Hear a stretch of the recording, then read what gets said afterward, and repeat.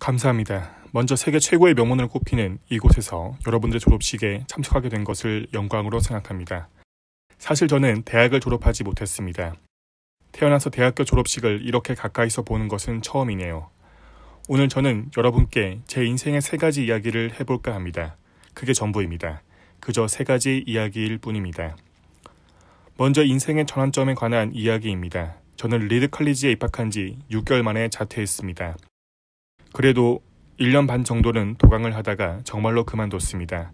왜 자퇴했을까요? 이야기는 제가 태어나기 전으로 거슬러 올라갑니다. 제 생모는 대학원생 젊은 미혼모였습니다. 그래서 저를 입양 보내기로 결심했던 거지요. 그녀는 제 미래를 위해 대학을 나온 양부모를 원했습니다. 그래서 저는 태어나자마자 변호사 가정에 입양되기로 되었죠. 하지만 제가 태어난 순간에 그들은 마지막 순간에 여자아이를 입양하기로 마음을 바꿨습니다. 대기자 명단에 있던 양 부모들은 한밤중에 이런 전화를 받게 됩니다. 예정이 없던 사내 아이가 태어났는데 입양하시겠습니까? 양 부모님은 대답했습니다. 물론이죠.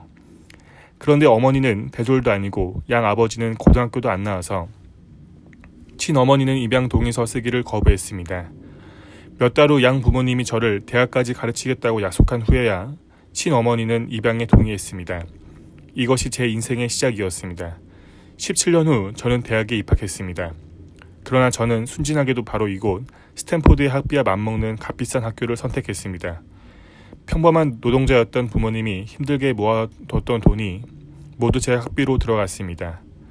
6개월 후 대학 생활은 그만한 가치가 없어 보였습니다. 내가 무엇을 하고 싶은지 또 대학 교육이 그것에 얼마나 도움이 될 것인가 알 수 없었습니다. 양 부모님들이 평생토록 모은 재산을 쏟아붓고 있었습니다. 그래서 저는 모든 것이 잘 될 거라 믿고 자퇴를 결심했습니다. 당시에는 두려웠지만 뒤돌아 보았을 때 제 인생의 최고의 결정 중 하나였던 것 같습니다. 자퇴 후에 재미없던 필수 과목들을 듣는 것을 그만두고 보다 더 흥미있어 보이는 강의를 들을 수 있었습니다. 그렇다고 꼭 낭만적인 것만은 아니었습니다. 기숙사에 머물 수 없었기 때문에 친구 집 마룻바닥에 자기도 했고 5센트짜리 콜라병을 팔아 끼니를 때우기도 했습니다. 일요일이면 단 한 번이라도 제대로 된 음식을 먹기 위해 7마일을 걸어 하레 크리슈나 사원의 예배에 참석하기도 했습니다. 정말 맛있었습니다. 순전히 호기심과 직감만을 믿고 저지른 일들이 훗날 정말 값진 경험이 됐습니다. 예를 하나 들어드리죠. 당시 리드 칼리지는 미국 최고의 서체 교육을 제공했던 것 같습니다. 학교 곳곳에 붙어있던 포스터와 서랍에 붙어있는 상표들, 손으로 아름답게 그린 서체 예술이었습니다. 정규 과목을 들을 필요가 없으므로 서체 수업을 들었습니다. 그때 저는 세리프와 산 세리프체를 다른 글씨의 조합 간의 그 여백의 다양함을 무엇이 위대한 글자체의 요소인지 대해 배웠습니다. 그것은 과학적인 방식으로는 도저히 표현해낼 수 없는 아름답고 유서 깊고 예술적으로 미묘한 것이어서 전 매료되고 말았습니다. 이 중 어느 하나라도 제 인생에 실질적 도움이 될 것 같지는 않았습니다. 그러나 10년 후 우리가 첫 번째 매cin토시를 구상할 때 그것들은 고스란히 빛을 발했습니다. 우리가 설계한 매cin토시에 그 기능을 모두 집어넣었으니까요.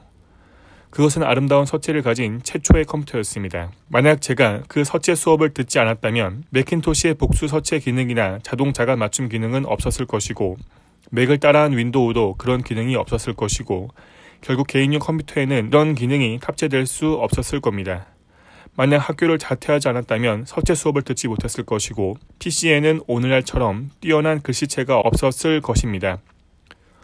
물론 제가 대학에 있을 때는 그 순간들이 내 인생의 전환점이라는 것을 알아챌 수 없었습니다.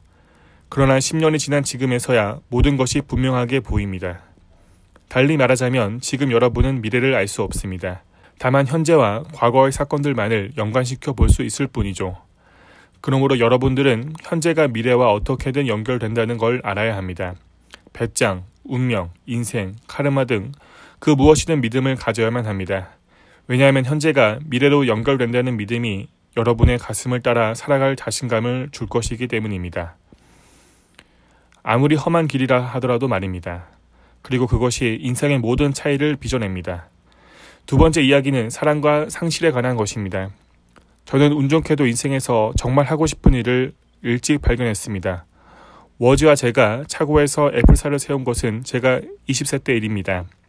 우리는 열심히 일해서 차고에서 2명으로 시작한 애플은 10년 후에 4,000명의 종업원을 거느린 200억 달러짜리 기업이 되었습니다.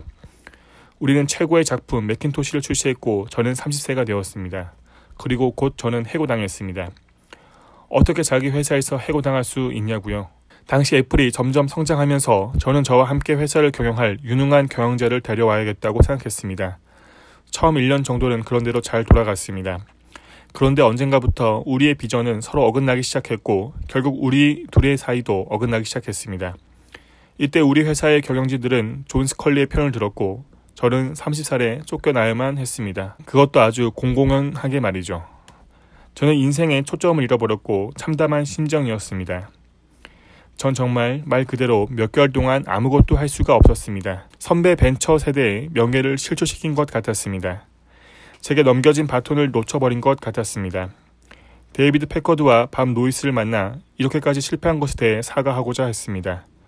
저는 실패의 본보기였고 실리콘밸리에서 도망치고 싶었습니다. 그러나 제 마음속에는 뭔가가 천천히 다시 일어나기 시작했습니다. 전 여전히 제가 했던 일을 사랑했습니다. 애플에서 겪었던 일들조차도 그런 마음들을 꺾지 못했습니다. 전 해고당했지만 여전히 일에 대한 사랑은 식지 않았습니다. 그래서 전 다시 시작하기로 결심했습니다. 당시에는 몰랐지만 애플에서 해고당한 것은 제 인생의 최고의 사건이었습니다. 성공이란 중압감 대신 찾아온 초심자의 가벼움, 불확실함. 내 인생의 최고의 창의력을 발휘하는 시기로 갈 수 있게 됐습니다. 이후 5년 동안 저는 넥스트와 픽사를 세우고 지금의 아내가 되어준 그녀와 사랑에 빠졌습니다. 픽사는 세계 최초의 3D 애니메이션 토이 스토리를 시작으로 지금은 세계에서 가장 성공한 애니메이션 제작사가 되었습니다. 세계 사건으로 평가되는 애플의 넥스트 인수와 저희 애플로 복귀 후 넥스트 시절 개발했던 기술들은 현재 애플의 르네상스에 중추적인 역할을 하고 있습니다. 또한 로렌과 저는 행복한 가정을 꾸리고 있습니다. 애플에서 해고당하지 않았다면 이 많은 일들이 일어나지 않았을 것입니다. 입에 쓴 약이었지만 제게는 필요했던 것 같습니다. 때로는 인생에 배신하더라도 결코 믿음을 잃지 마십시오. 저를 계속 움직이게 했던 힘은 제 일을 사랑하는 것 뿐이었습니다. 여러분이 사랑하는 일을 찾아야 합니다. 여러분이 연인이 여러분에게 의미하는 것처럼 일도 마찬가지입니다. 일은 여러분의 삶의 많은 부분을 채울 것이고 여러분이 위대하다고 믿는 그 일을 하는 것만이 진정한 만족을 줄 것입니다. 위협을 달성하는 것은 당신의 일을 사랑하는 것뿐입니다. 그 일을 아직 찾지 못했다면 계속 찾으세요. 현실에 안주하지 마십시오. 전심을 다해서 찾아내면 그때는 알게 될 것입니다. 모든 위대한 관계들이 그러한 것처럼 시간이 갈수록 더 나아질 것입니다. 그러므로 계속 추구하십시오. 안주하지 마십시오. 세 번째는 죽음에 관한 것입니다. 17살 때 이런 경구를 읽은 적이 있습니다. 매일 인생의 마지막 날처럼 산다면 언젠가는 의인이 되어 있을 것이다. 이 글에 감명받은 저는 그 이후로 33년간 매일 아침 거울을 보면서 제 자신에게 묻곤 했습니다. 오늘이 내 인생의 마지막 날이라면 지금 하려고 하는 일을 할 것인가? 며칠 연속 노라는 답을 얻을 때마다 나는 변화가 필요하다는 걸 알게 됩니다. 곧 죽는다는 생각은 인생의 결단을 내릴 때마다 가장 중요한 도구였습니다. 모든 외부의 기대, 자부심, 수치스러움과 실패의 두려움은 죽음 앞에선 모두 떨어져 나가고 오직 진실로 중요한 것들만이 남기 때문입니다. 죽음을 생각하는 것은 무엇을 잃을지도 모른다는 두려움에서 벗어나는 최고의 길입니다. 여러분은 죽을 몸입니다. 그러므로 가슴을 따라 살아야 합니다. 저는 1년 전쯤 암 진단을 받았습니다. 아침 7시 반에 검사를 받았는데 췌장에 악성 종양이 보였습니다. 그때까진 췌장이 뭔지도 몰랐죠. 의사들은 거의 치료할 수 없는 종류의 암이라고 했습니다. 또 길어야 3개월에서 6개월밖에 살 수 없다고 했습니다. 주치의는 집으로 돌아가 신변 정리를 하라고 했습니다. 죽음을 준비하라는 뜻이었죠. 그것은 내 아이들에게 10년 동안 해줄 것을 단 몇 달 안에 다 해내야 된다는 말이었고 가족들이 임종할 때 쉬워지도록 매사를 정리하라는 말이었고 작별 인사를 준비하라는 말이었습니다. 그렇게 시한부 인생을 살고 있었습니다. 어느 날 저녁 조직 검사를 받았는데 위장을 지난 장까지 내시경을 넣어 췌장에서 암세포를 채취하는 조직 검사였습니다. 저는 만시 상태였는데 후에 아내가 말해주길 의사들이 현미경으로 세포를 분석하며 갑자기 울먹거리기 시작했답니다. 수술로 치료가 가능한 희귀한 종류의 췌장암이었기 때문입니다. 저는 수술을 받았고 감사하게도 지금은 완치되었습니다. 그때만큼 제가 죽음에 가까이 가본 적은 없는 것 같습니다. 또한 앞으로도 수십 년간은 그렇게 가까이 가지 않길 바랍니다. 이런 경험을 해보니 죽음이 때론 유용하다는 것을 머리로만 알고 있을 때보다 더 자신있게 말할 수 있습니다. 아무도 죽길 원하지 않습니다. 천국에 가고 싶다는 사람들조차 죽어서까지 가고 싶어 하진 않죠. 그리고 여전히 죽음은 우리 모두의 숙명입니다. 아무도 피할 수 없죠. 그리고 그래야만 합니다. 왜냐하면 삶이 만든 최고의 발명이 죽음이니까요. 죽음은 삶을 대신하여 변화를 만듭니다. 죽음은 구세대를 대신하도록 신세대에게 길을 터줍니다. 지금 이 순간 여러분이 곧 신세대입니다. 그러나 머지않아서 여러분도 구세대가 되어 사라져 갈 것입니다. 너무 극적으로 들렸다면 죄송하지만 엄연한 사실입니다. 여러분의 시간은 한정되어 있습니다. 따라서 다른 사람의 삶을 사느라 시간을 낭비하지 마십시오. 타인의 생각의 결과물에 불과한 도구만에 빠지지 마십시오. 타인의 견해가 여러분의 내면의 목소리를 삼키지 못하게 하세요. 또 가장 중요한 것은 가슴과 영감을 따르는 용기를 내는 것입니다. 이미 여러분의 가슴과 영감은 여러분이 되고자 하는 바를 알고 있습니다. 그 외의 모든 것은 부차적인 것이죠. 제가 어렸을 때 지구백과라고 하는 놀라운 책이 있었는데 저희 세대에게는 바이블과 같은 것이었습니다. 여기서 그리 멀지 않은 먼로퍼크에 사는 스튜어트 브랜든이란 사람이 쓴 책인데 시적 감각으로 살아있는 책이었지요. PC나 전자출판이 존재하기 전인 1960년대 후반이었기 때문에 타자기, 가위, 폴라로이드로 제작된 책이었습니다.